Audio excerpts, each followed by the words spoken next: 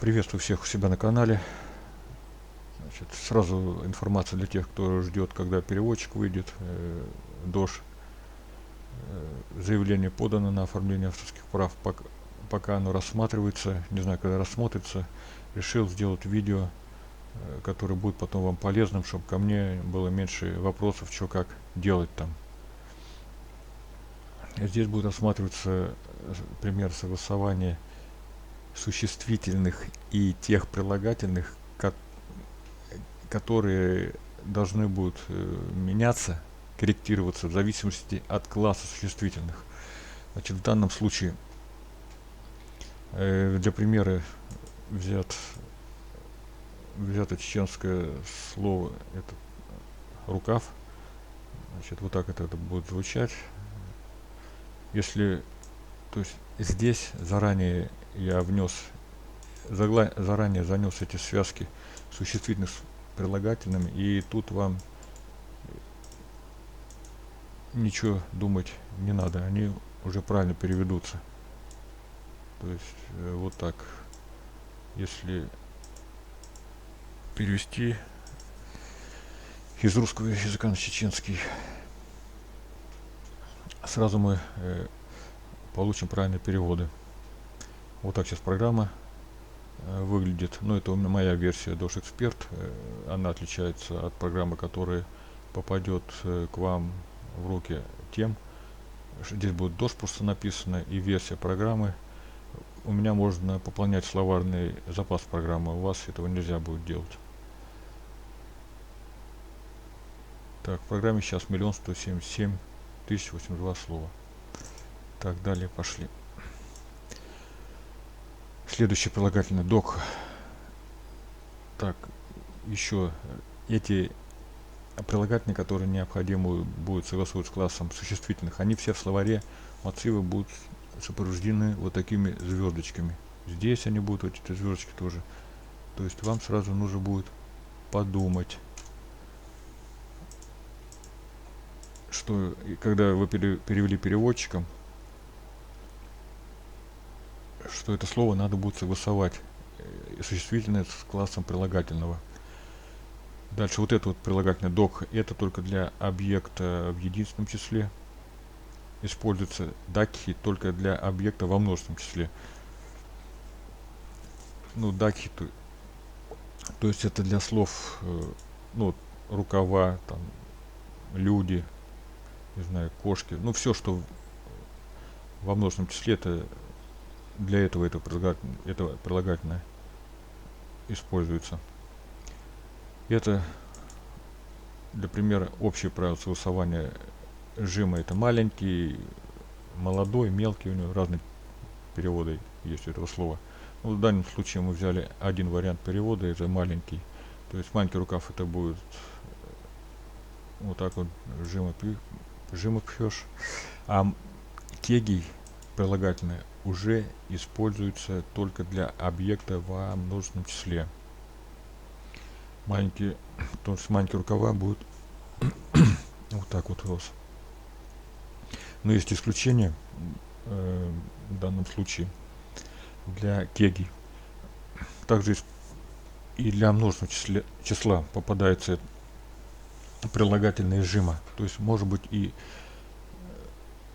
здесь не кегий, а жима быть тоже. Допустим, мне подалось жима дегнаш, маленькие сердца, жима машинш, маленькая машина, жима торпалхой, маленькие герои.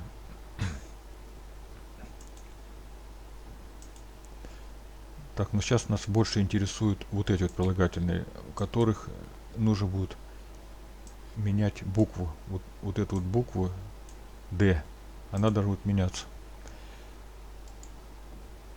Так, я для примера взял существительные, которые заранее у меня, я знаю, что они не согласованы в программе. И как нам тут быть? Переводим на чеченский язык.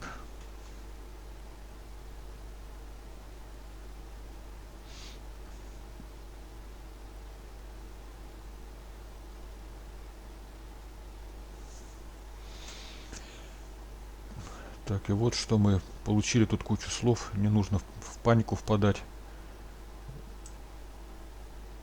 будем сейчас выкручиваться из этой ситуации. В программе я занес, почему я вот это вот занес вот такую кучу слов еще тут. И что вам в этом случае делать, как разобраться, что это такое, полно вот это вот слов, что с ними, куда их пристроить. И это для того пришлось сделать, потому что часто в именительном падеже у чеченских слов, ну как и в русском попадается, меняется корневая гласная, и чтобы вам не искать это слово, как оно будет в аргативном падеже, здесь оно сразу есть. Вот, допустим, ложка задан сразу аргативный падеж и именительный падеж. В каком случае вот это вот нужно оставлять? Эргативный падеж. Это когда объект выполняет какую-либо работу. Допустим, ложка сделала работу. Тогда айго оставляется. Вот во множественном числе ложки. Ложки сделали работу. Айгаша.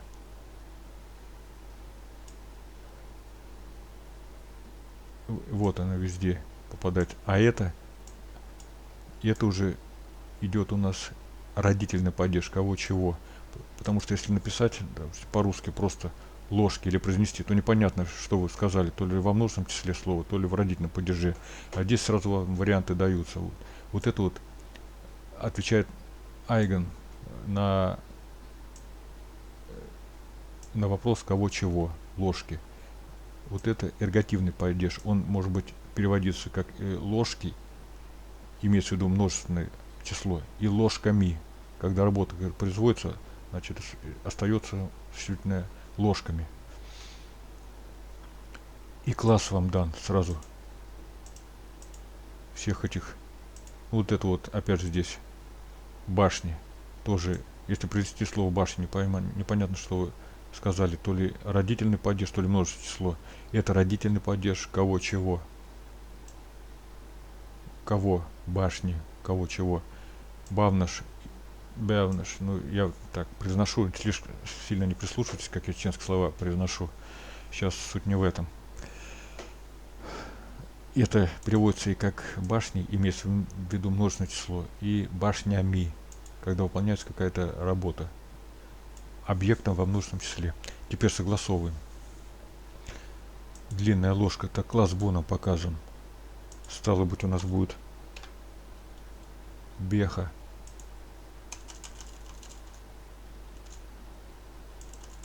Вот так вот. Так, длинные ложки. Класс Ду. Все нормально, вставляем.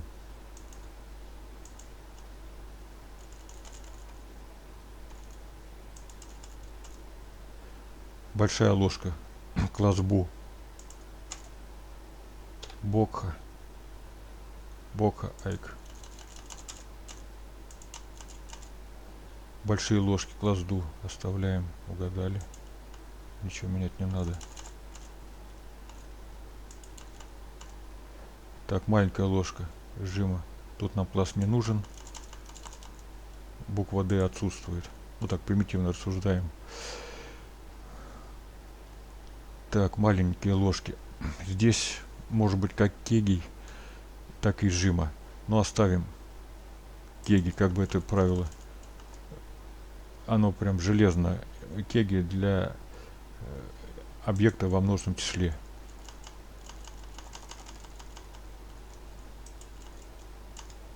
Так, большая башня. Ю-класс. Йокха. Здесь Йокха. Йокха Боав.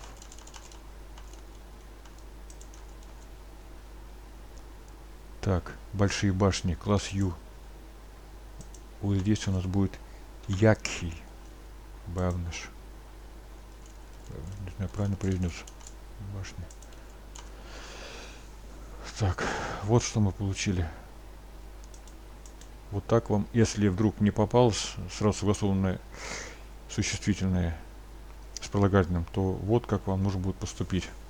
Так, на этом урок окончен.